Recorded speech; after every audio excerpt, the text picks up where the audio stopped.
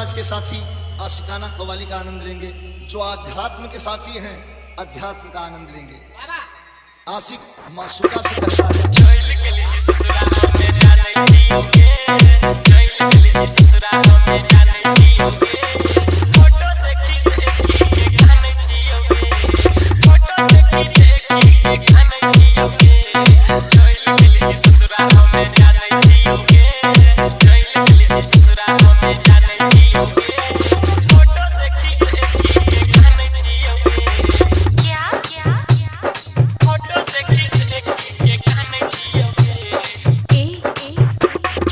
आजाद music हमें चौक दरभंगा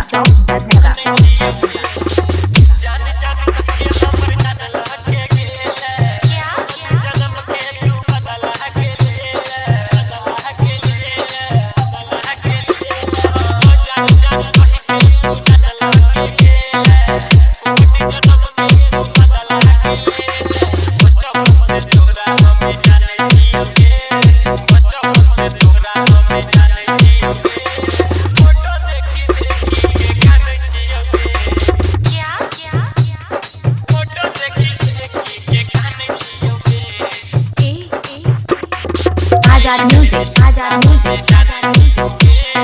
हमें चौक दरभंगा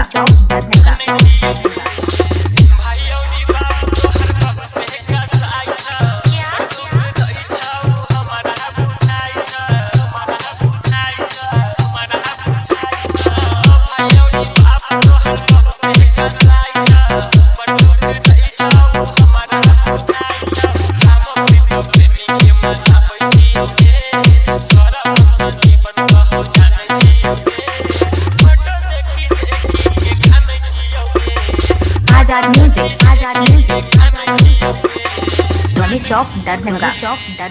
हमें चौक दरभंगा